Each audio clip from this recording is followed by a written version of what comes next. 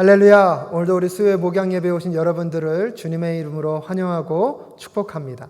날마다 매일의 일상이 하나님과 동행하는 삶이 되시는 우리 모든 성도님들 되실 수 있기를 간절히 기도합니다. 우리 시간 다 함께 사도신경 고백하심으로 수요 목양 예배 하나님 앞에 예배자의 마음으로 나아갈 수 있기를 바랍니다. 다 함께 신앙 고백하겠습니다.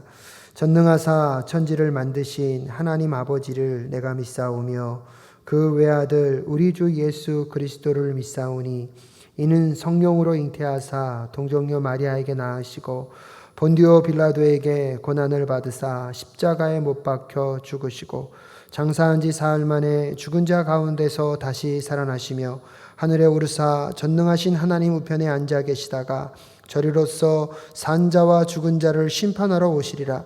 성령을 믿사오며 거룩한 공예와 성도가 서로 교통하는 것과 죄를 사하여 주시는 것과 몸이 다시 사는 것과 영원히 사는 것을 믿사옵나이다. 아멘.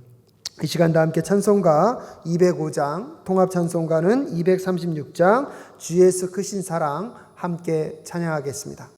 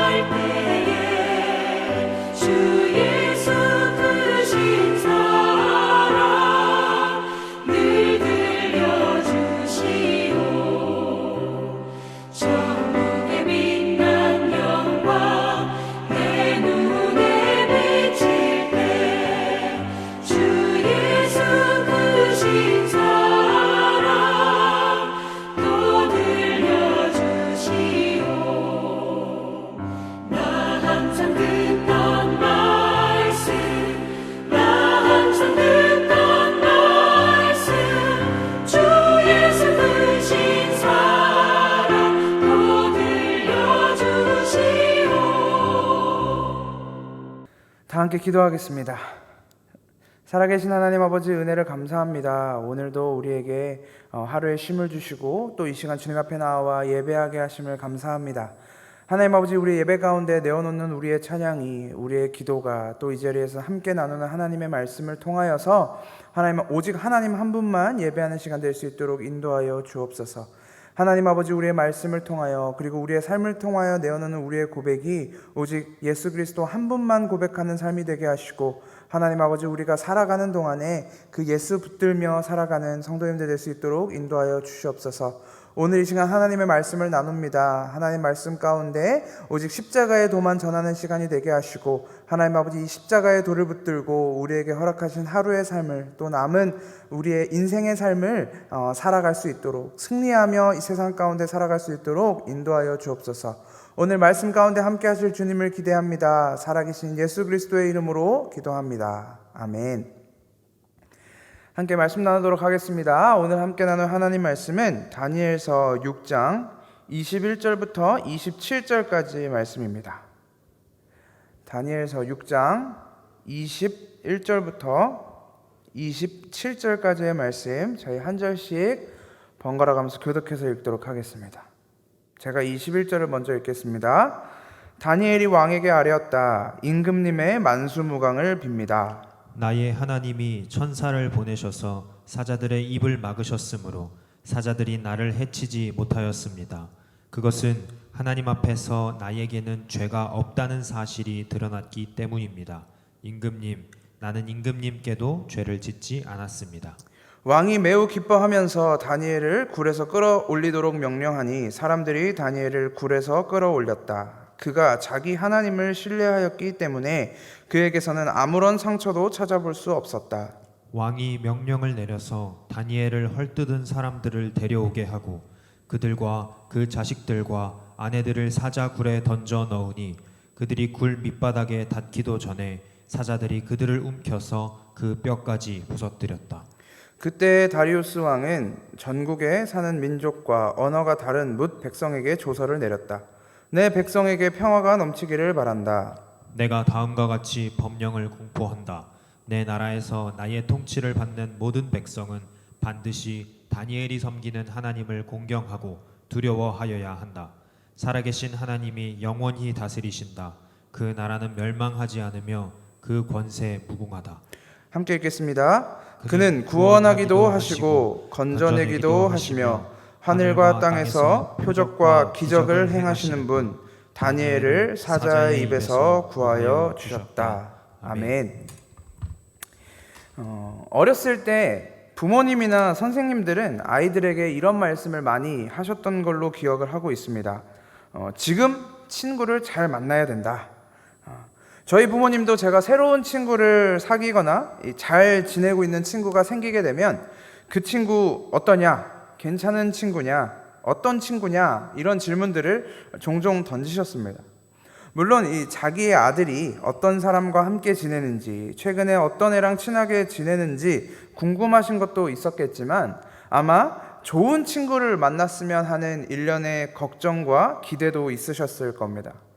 혹시 불량스러운 친구를 만나거나 공부는 안 하고 놀기만 하는 친구를 만나진 않는지, 그런 친구들을 만나다 보면 저도 그렇게 되지는 않을까 염려하면서 물어보셨던 것 같습니다. 그때 그런 이야기를 들을 때 부모님의 말이나 어른들의 말이 서운하게 느껴지기도 했습니다. 나와 가까운 내 친구를 판단하는 것 같기도 하고, 설령 그 친구가 나쁜 친구라고 하더라도 왜 나도 그렇게 될 거라고 걱정하는 거지? 나를 신뢰하지 못하는 건가? 나를 믿지 못하나? 라고 느껴지기도 했기 때문입니다. 어떻게 보면 어린 나이에 순수한 생각, 그리고 한편으로는 교만하고 미련한 생각이었다라고 지금은 생각이 듭니다. 내 옆에 있는 사람, 그리고 내 주변에 있는 사람으로 인해 나에게도 좋든 안 좋든 영향력이 끼쳐진다는 것을 그때 당시에는 몰랐던 것 같습니다. 주변 사람이 이상하더라도, 이상한 행동을 하고 나쁜 짓을 한다고 하더라도 나는 그렇지 않을 수 있다라고 교만하게 생각했던 것 같습니다. 그걸 아주 직접적으로 이 사람의 영향력이 나에게도 미쳐지는구나 라고 절절하게 깨닫게 된 것은 제가 군대에 있을 때였습니다. 군대를 안 가보신 분들이 더 많으시기 때문에 군대 이야기를 꺼내는 것이 죄송하기는 하지만 제가 절실하게 깨달았던 곳이 그곳이라서 어쩔 수 없이 잠시 이야기를 하겠습니다. 이 군대에는 연대 책임이라는 것이 있습니다. 이 연대 책임이라는 것은 한 사람이 잘못을 하면 그 잘못을 모든 부대에 있는 병사들이, 구성원들이 함께 책임지는 것입니다. 그래서 한 사람이 무엇인가를 잘못하면 나머지 부대원들이 모두 기합을 받기도 하고 훈련이 추가되기도 하고 그런 것 때문에 밥 먹는 시간이 늦어진다거나 다 같이 혼을 나야 하는, 욕을 먹어야 되기도 합니다. 물론 그 실수는 같은 사람이 계속 할 때도 있지만 사실 한 번씩 돌아가면서 하는 경우가 더 많습니다. 이 친구가 잘못했다가 그 다음엔 다른 친구가 잘못하고 또 제가 잘못을 할 때도 있었습니다. 당연히 이제 제가 실수를 하게 됨으로써 다른 친구들이 이제 고생을 하게 되는 것을 보면 이제 미안하기도 했습니다. 아마 그 친구들도 그랬을 것입니다.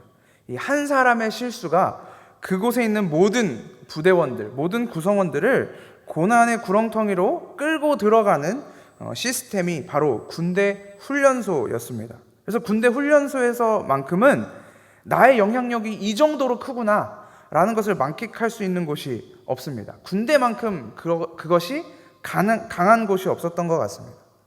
근데 이 한 사람의 영향력 때문에 꼭 나쁜 일만 일어나지는 않습니다. 때로는 어떤 한 사람 때문에 모든 부대에 있는 부대원들이 유익을 볼 때도 있었습니다. 저희 부대에 제가 이제 조금 계급이 차고 이제 상병 병장쯤 됐을 때 저희 부대에 당구대가 하나 들어왔습니다. 저도 그때 처음 이 당구대를 보고 그때 당구를 배워서 열심히 쳤습니다. 일과가 끝나면 쉬는 시간에 거의 당구를 치러 갔었습니다. 근데 이제 그때 저희 부대에 당구를 아주 잘 치는 분이 한 분 계셨습니다. 그분 말로는 젊었을 때 당구 때문에 논 한마지기를 팔았다고 이야기하실 만큼 당구를 열심히 치셨고 그러다 보니까 당구 실력이 부대 내에서 1, 2등을 다룰 만큼 실력이 월등하신 분이 한 분 있었습니다.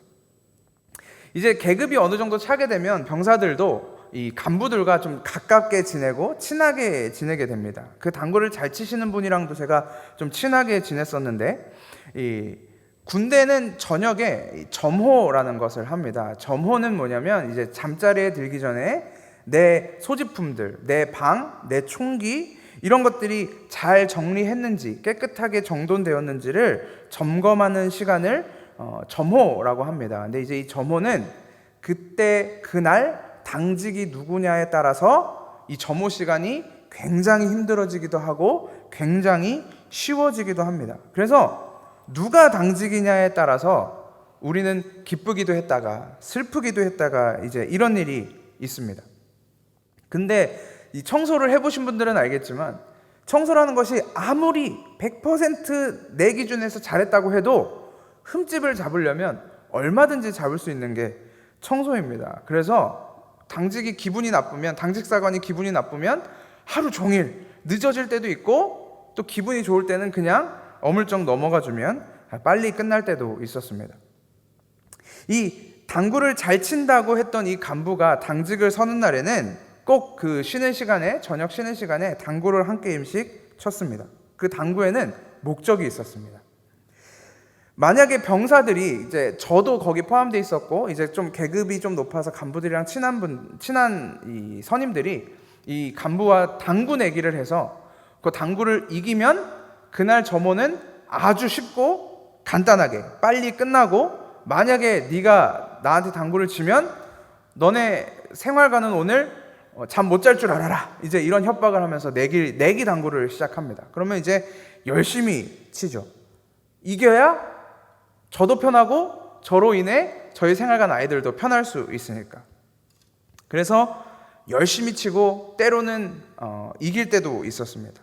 그래서 제가 이기면 저희 아이들한테 내가 이겼다, 오늘 점호는 빨리 끝났다 이렇게 이야기하고, 제가 질 때는 비상이다, 열심히 준비해라 이렇게 이야기도 했습니다.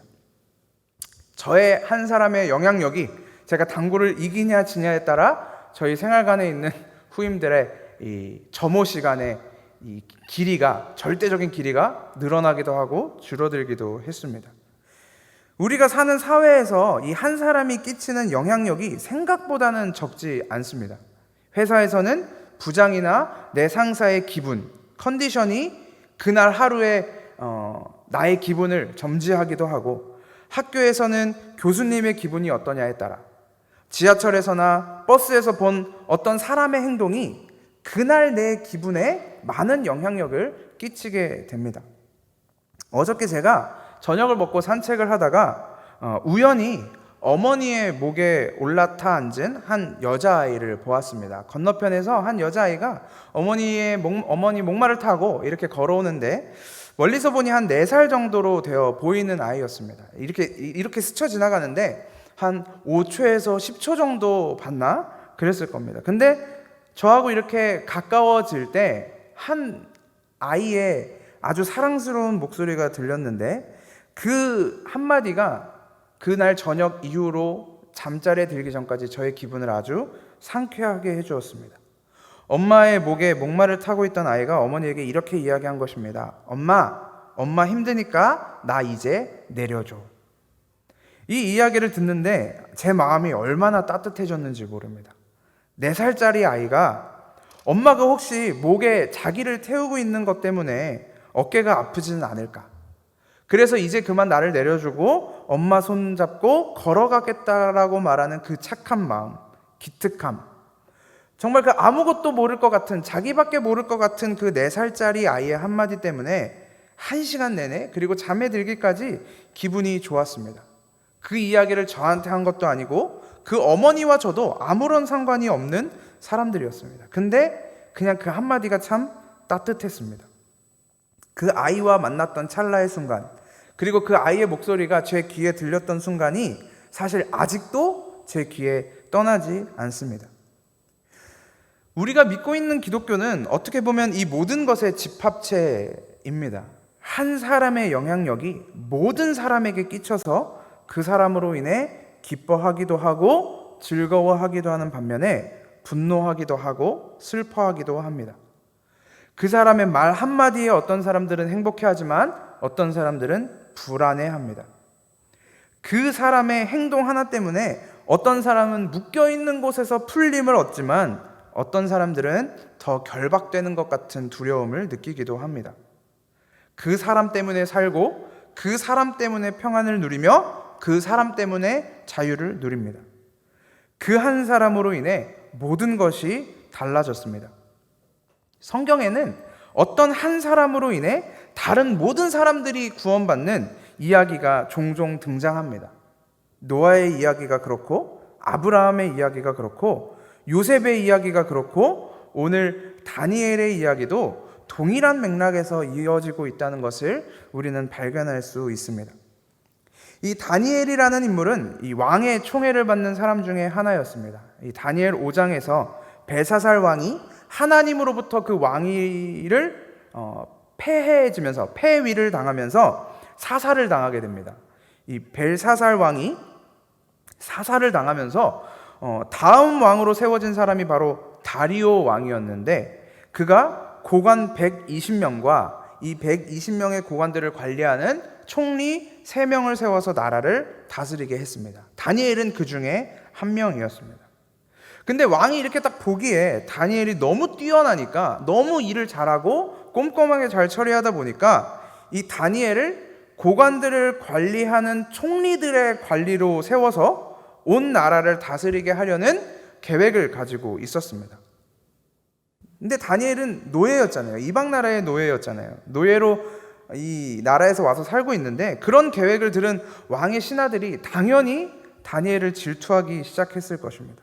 그를 그 자리에서 끌어내기 위해서, 왕의 총애를 받는 자리에서 끌어내기 위해서 그를 고발하고 문제 삼을 것들을 막 찾아내기 시작했습니다. 그를 미행하기도 했을 거고, 뭐 하나라도, 말꼬투리 하나라도 잡아보려고 이전에 있었던 자료들을 뒤져보기도 했을 것입니다.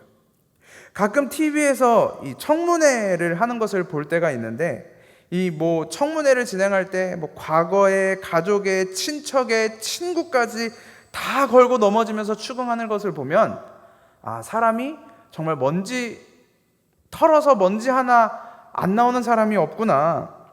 라는 생각을 할 정도로 아마 이 사람들은 그것보다 훨씬 더 집요하게 탐색했을 것입니다. 그런데 그들이 내린 결과, 그들이 그렇게 열심히 탐색한 결과는 그들 입장에서는 참담했습니다.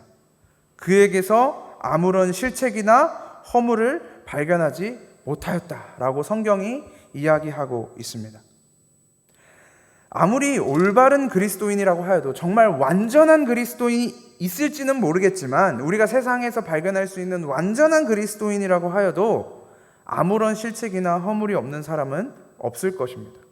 하나하나 걸고 넘어지면 오늘 하루에만 해도 몇십 개, 몇백 개도 걸려 넘어질 수 있는 것이 바로 우리의 현 주소입니다. 성경이 고발하는 인간의 평가가 그렇습니다. 의인은 없나니 단 하나도 없다. 이것이 우리의 현실입니다. 그런데 역사 속에서 오늘 본문에 등장하는 다니엘과 같이 그에게 아무런 실책이나 허물을 발견하지 못했다라고 선언을 받은 사람이 있습니다. 성경에 그 사람이 등장합니다. 내가 아무리 찾아봐도 이 사람에겐 죄를 발견할 수 없는데 라는 이야기를 들었던 사람이 있었습니다. 누가복음 23장 14절에서 15절 말씀. 그대들은 이 사람이 백성을 오도한다고 하여 내게로 끌고 왔으나 보다시피 내가 그대들 앞에서 친히 신문하여 보았지만 그대들이 고발한 것과 같은 죄목은 아무것도 이 사람에게서 찾지 못하였소. 헤롯도 또한 그것을 찾지 못하고 그를 우리에게 돌려보낸 것이요, 이 사람은 사형을 받을 만한 일을 하나도 저지르지 않았소. 당시에 가장 높은 자리에 있는 재판관 두 사람에게, 빌라도와 헤롯에게 무죄를 선고받았던 예수라는 청년입니다. 바리새인들과 서기관들, 대제사장들도 사실 예수에게서 죄목을 찾지 못했습니다. 그래서 성경을 찾아보면 그의 죄목을 찾고자 하여 계속 쫓아다니고 예수님의 말씀 하나에, 예수님이 하는 행동 하나하나에 나를 세워서 관찰했던 것입니다. 그들의 목적을 이루기 위해서, 예수를 처형시키기 위해서 예수님의 죄목들을 찾아다녔던 바리새인들과 대제사장들처럼 오늘 본문에 등장하는 이 바벨론의 고관들도 다니엘을 끌어내리기 위해서, 그 자리에서 끌어내리기 위해서 죄목들을 찾아다녔지만 도무지 발견할 수 없었다고 성경이 이야기하는 것입니다. 지금 현재로서는 다니엘에게 죄목을 찾을 수 없자 그들이 생각해낸 것이 바로 한 가지 법령을 만드는 것이었습니다. 다니엘이 걸려 넘어질 수밖에 없는 법령, 바로 기도하지 말라는 것이었습니다. 다니엘은 매일 3번씩 이스라엘을 향하여 몸을 두고 하나님께 기도했습니다. 고관들도, 그리고 어쩌면 왕도 이 사실을 알고 있었을 것입니다. 그래서 이 고관들이 왕에게 가서, 왕님, 30일 동안은 아무도 왕을 제외하고는 그 어떤 신이나 어떤 사람에게도 간구하지 않도록 법령을 만드십시오 라고 제안을 합니다. 더 크게, 더 넓게 생각해 보지 않고 그냥 이 이야기를 들었다면 왕 입장에서는 얼마나 기분이 좋았을까요? 그래, 내가 이 큰 나라를, 내가 이 거대한 나라를, 이 위대한 나라를 다스리는 왕인데 이 법령을 세우면 세상 모든 사람들이 내가 제일 크다는 것을 알겠구나.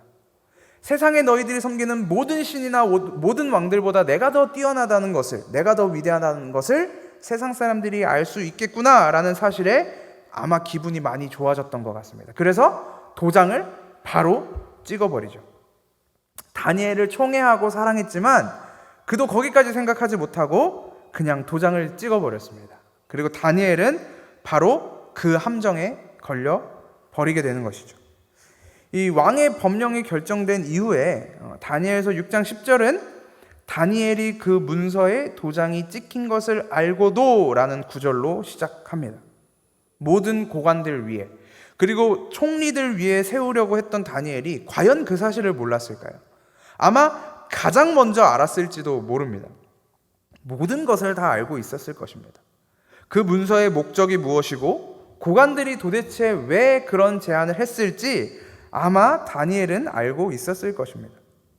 그럼에도 불구하고 다니엘은 자신이 항상 하던 대로 그 문서에 왕의 도장이 찍힌 것을 알고도 자신의 다락방에 올라가 하던 대로 하나님께 기도하고 교제하며 감사를 드렸습니다. 그리고 고관들은 매일같이 그를 추적하며 고발할 것을 찾던 고관들은 아주 흡족한 모습으로 기도하는 다니엘을 보며 옳았구나 하고 왕에게 고발합니다. 사실 항상 하던 대로 하는 것은 그렇게 어려운 것은 아닙니다. 습관을 만드는 것이 어렵지, 습관을 만들고 나면 사실 무의식 중에라도 할 수 있는 것이 바로 습관입니다. 이를테면 저는 어려서부터 식기도 하는 것을 습관화해 왔는데, 그러다 보니 저도 모르는 사이에 그냥 밥이 나오면 손을 모으고 식기도를 하고 있는 저를 발견할 수 있습니다. 아마 누군가가 너 기도하지 마 라고 해도 그거를 제가 기도하지 말아야지 라고 묵상하지 않는 이상 아마 자연스럽게 할 것입니다. 근데 오늘 다니엘은 알고 있었습니다. 그것을 인지하고 있었습니다. 상대방의 목적과 의도가 뻔히 보이는데 그들이 말하는 대로 하면 그것이 나에게 족쇄로 다가올 것이라는 것을 뻔히 알고 있음에도 불구하고 다니엘은 합니다. 그것이 어떤 결과를 낳을지 알면서도 합니다. 그런데 오늘 이 다니엘의 행동조차, 자기가 어떤 결과를 낳을지 알면서도 하나님께 나아갔던 다니엘의 모습조차도 역사 속에서 동일하게 그려지고 있는 한 인물이 있습니다. 모든 것을 알았지만 이 대답을 하면, 이 행동을 하면 어떤 결과가 자신에게 주어질지 알았지만 그럼에도 불구하고 자신이 해야 하는 일을 했던 사람이 있습니다. 마태복음 22장 18절, 예수께서 그들의 간악한 생각을 아시고 말씀하셨다. 마가복음 12장 15절, 예수께서 그들의 생각을 아시고 말씀하셨다. 누가복음 11장 17절, 그러나 예수께서는 그들의 생각을 아시고서 이렇게 말씀하셨다. 누가복음 22장 70절, 다 이르되 그러면 내가 하나님의 아들이냐 대답하시되 너희들이 내가 그라고 말하고 있느니라. 예수님은 지금 이 사람들이 무슨 의도를 가지고 그리고 어떤 목적을 가지고 이 질문을 던지고 있는지 이미 다 알고 계셨습니다. 내가 만약에 사실대로 이렇게 이야기한다면, 대답을 한다면 이 사람들은 나를 죽이기 위해 끌고 가겠구나라는 것도 알고 계셨습니다. 그럼에도 예수는 자신이 해야 할 일을 하셨습니다. 바리새인과 대제사장들이 자신을 십자가에 매달기 위해 질문하는 것을 알고도 예수님은 자신이 하나님의 아들이며 그들을 구원하기 위하여 오셨음을 말씀하셨던 것처럼 다니엘도 자신을 죽이기 위한 문서가 만들어진 것을 알고도 자신의 정체성을 숨길 수가 없었습니다. 다니엘은 하나님의 사람이었다는 것입니다. 당연히 사람들의 고발이 이어졌습니다. 왕에게 찾아가서 그가 법령을 어겼다고, 그에게 형벌이 필요하다고 사람들이 들고 일어났습니다. 근데 이 고발을 들은 왕은 당연히 법령에 따라서 처벌하고 기꺼이 형벌을 내려야 하지만 이 다리오 왕이 그들의 고발을 듣고 다니엘을 살리기 위해 애썼다라고 성경은 이야기합니다. 다니엘을 구원하려고 마음을 쓰며 해가 질 때까지 온갖 노력을 다했다고 성경이 증언합니다. 혹시 이 무죄하지만 잡혀온 다니엘을 보며 그를 살리기 위해 무죄를 입증하려고 노력했던 이 다니엘과 오버랩되는 인물이 있으신가요? 저는 오늘 본문을 보면서, 이 장면을 보면서 예수님의 무죄를 입증하고 예수를 풀어주기 위해 애썼던 빌라도가 떠올랐습니다. 빌라도는 이 예수의 이야기를 아무리 들여다봐도 예수의 죄목을 찾을 수가 없었습니다. 밖에서는 예수를 죽여야 한다 소리치는 목소리들이 있었지만 그는 예수를 살리기 위해서 변호했습니다. 누가복음에 보면 무리들에게 3번이나 설득했다고 나옵니다. 그가 무죄하다. 그가 죽을 만한 죄를 지은 일이 없다.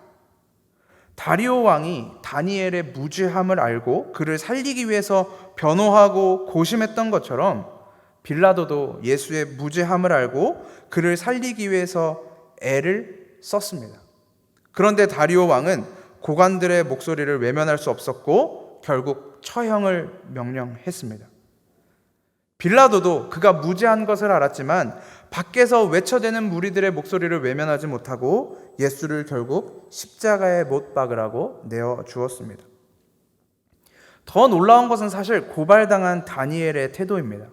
고관들에 의해 다리오 왕에게 고발을 당한 다니엘은 단 한마디의 변명도 없이 해명도 없이 최후의 변론도 없이 사자굴에 들어갑니다. 사자굴에서 나오기까지 왕이 다니엘아 네가 안녕하냐라고 묻고 거기에 대답을 하기 전까지 다니엘이 어떤 말도 하지 않았습니다. 성경에 다니엘의 말은 등장하지 않습니다. 그 모습은 마치 빌라도 앞에 섰던 예수님의 모습과 똑같습니다. 그를 살리기 위해 변명이라도 듣고 싶었던 빌라도는 계속해서 질문합니다. 네가 그런 것이냐? 네가 진정 그러했냐? 라고 묻지만 예수님은 아무 말씀도 하지 않으셨습니다.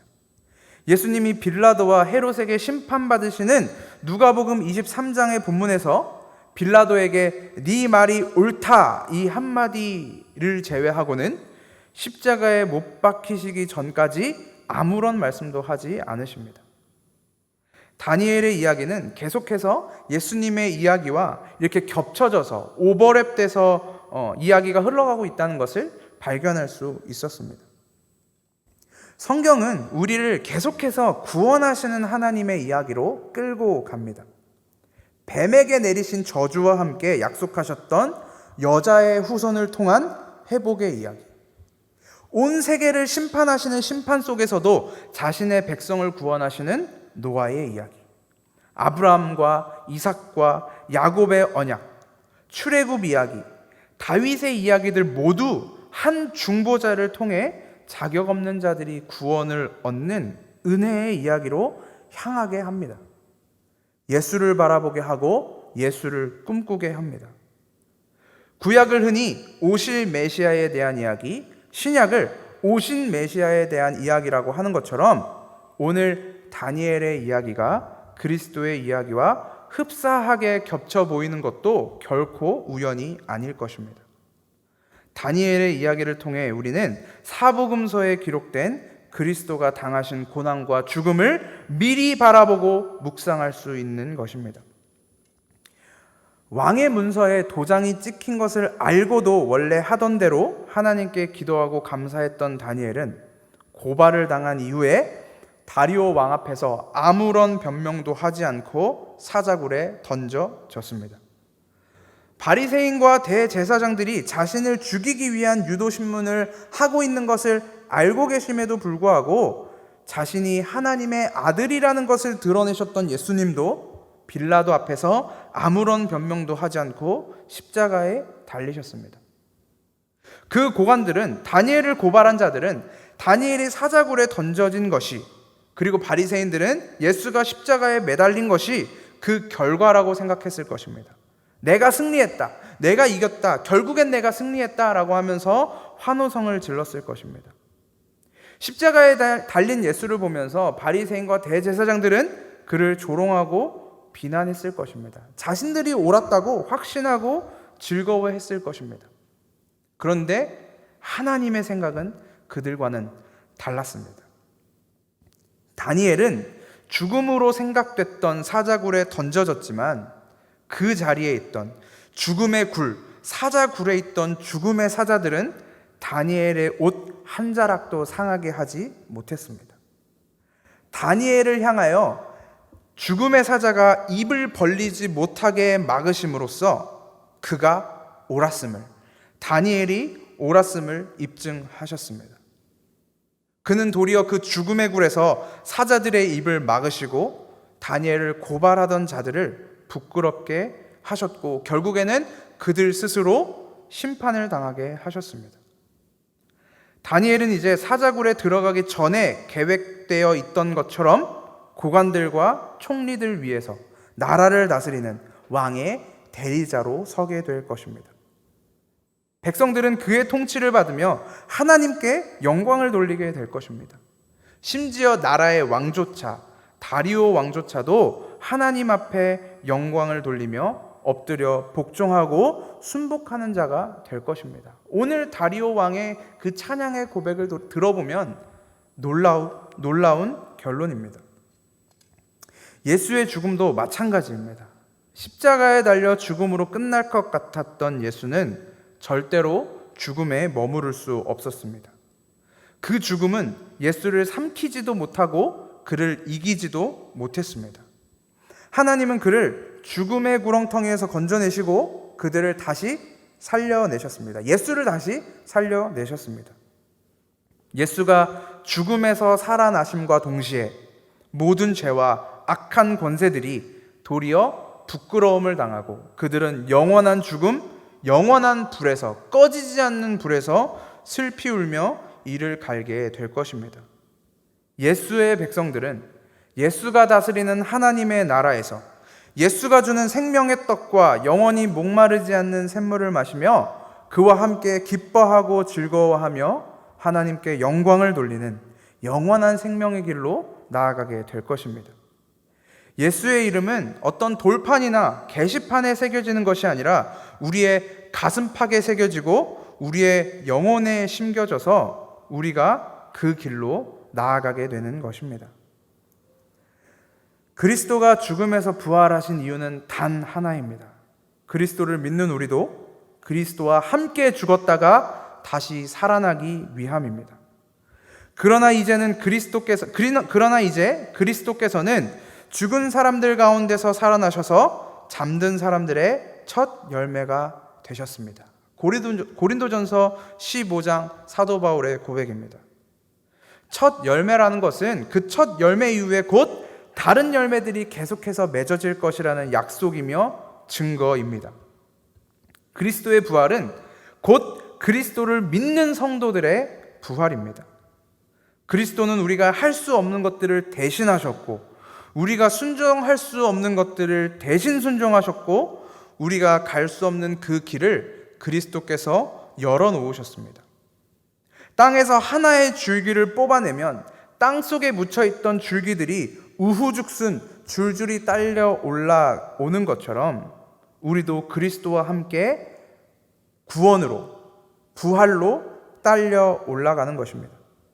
그것이 그리스도가 고발당할 것을 알면서도 자기가 죽을 것을 알면서도 자신이 하나님의 아들임을 드러내시고 변명 한마디 하지 않으시고 죽음의 길로 걸어 들어가신 이유입니다. 그 죽음을 바라보면서 우리는 생명으로 채워지게 되는 것입니다. 앞서 말씀드렸던 제가 군대에 있을 때 했던 그 당구 내기를 마지막으로 설교를 마무리하려고 합니다. 몇 번의 당구 내기를 제가 이기고 후임들에게 승전보를 전해 오고 나면 그 후에는 그 당직 사관과 그 간부와 당구 내기가 있는 날마다 물어봅니다. 당구 내기가 끝나고 올라오면 항상 물어봅니다. 이기셨습니까? 내기 이기셨습니까? 이렇게 질문해 옵니다. 제가 그 당직 사관과 하는 내기 결과에 따라 점호의 질이 달라질 수밖에 없는 후임들은 저만 바라볼 수밖에 없습니다. 제가 이겨야, 우리 고참이 이겨야 점호가 편해지니까. 오늘은 이겼을까? 졌을까? 기대 반, 걱정 반으로 생활관으로 돌아오는 고참들만 바라봅니다. 내기에 이긴 고참이 자신들을 점호로부터 구원하고 점호로부터 자유하게 한다는 것을 알기 때문입니다. 승전보를 가지고 올 때 내가 이겼다, 오늘은 점호 없다 라는 승전보를 가지고 올 때는 그 고참을 향한 찬양과 영광이 터져 나옵니다. 그러나 그 후임들의 기대가 사실 매번 좋은 결과를 가지고 오지는 못했습니다. 그분이 당구를 너무 잘 쳤기 때문에 사실은 승전보를 가지고 오기보다 이 패전을, 내가 졌다라는 것을, 너희 오늘 각오해야 될 거라는 소식을 들고 갈 때가 더 많았기 때문입니다. 제가 내기에서 질 때, 고참들이 내기에서 졌을 때 후임들은 이전보다 더 험난한 밤을 준비했어야 합니다. 그런데 예수님은 이 싸움에서 절대 지지 않습니다. 성도들의 구원과 자유를 내건 싸움에서 예수님은 지실 생각이 없습니다. 예수님은 반드시 이겨내십니다. 예수가 반드시 이기실 것이기에 예수의 뒤에 있는 우리는 예수가 가지고 오실 그 승리의 자유를 만끽하고 누리기만 하면 되는 것입니다. 승리와 자유를 가지고 오신 예수를 향하여 우리의 찬양과 영광을 내어놓기만 하면 됩니다. 오늘 본문에 등장하는 다니엘의 승리는 머지않아 인자로 오신 예수 그리스도의 승리를 보여주는 그림입니다. 다니엘의 이야기는 또한 예수 안에서 승리할 우리의 그림이기도 합니다. 예수가 승리했기에, 예수가 자유를 얻어냈기에 우리도 승리한 것이며 우리도 자유한 것입니다. 마라톤이라는 이 스포츠, 마라톤이라는 단어는 이 전쟁에서 승리한 이 승전보를 전하기 위해서 42.195km를 달려와 승전보를 전하고, 우리가 이겼다, 우리가 전쟁에서 승리했다라는 승전보를 전하고 숨진 한 병사의 스토리에서 비롯된 스포츠라고 합니다. 성도 여러분은 마라톤으로 비유되기도 하는 이 인생을 무엇을 위하여 달려나가시겠습니까? 무엇을 완성하고 무엇을 전하기 위해, 어떤 것을 이루기 위해 달려가고 계십니까? 도저히 끝날 것 같지 않지만 언젠가는 반드시 끝나는 이 마라톤 같은 인생이 예수 그리스도의 승전보를 전하는 삶이 되셨으면 좋겠습니다. 그리스도가 승리하셨다. 그리스도가 우리를 자유하게 하셨다. 그리스도가 우리를 살아나게 하셨다. 그 기이한 빛에 들어가게 하시니에 아름다운 덕을 선포하며 오늘도 그 기쁨과 자유를 누리시는 저와 여러분이 되시기를 주님의 이름으로 소망합니다. 기도하겠습니다.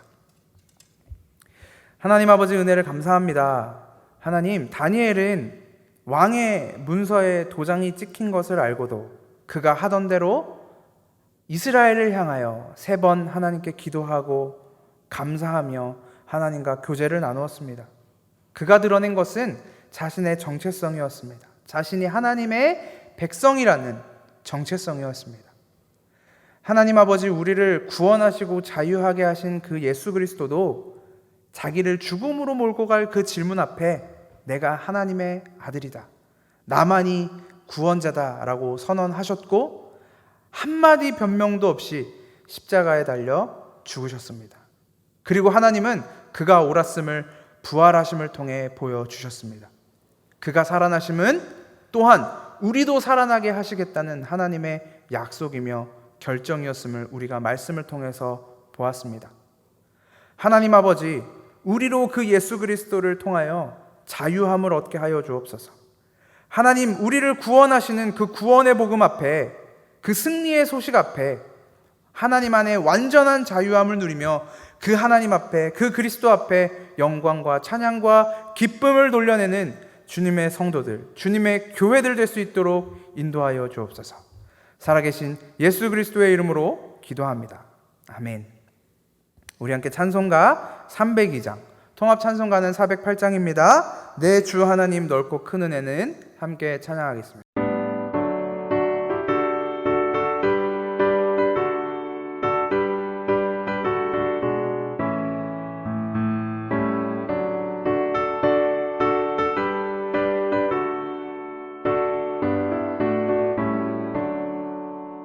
내 주 하나님 넓고 큰 은혜는 저 큰 바다보다 깊다.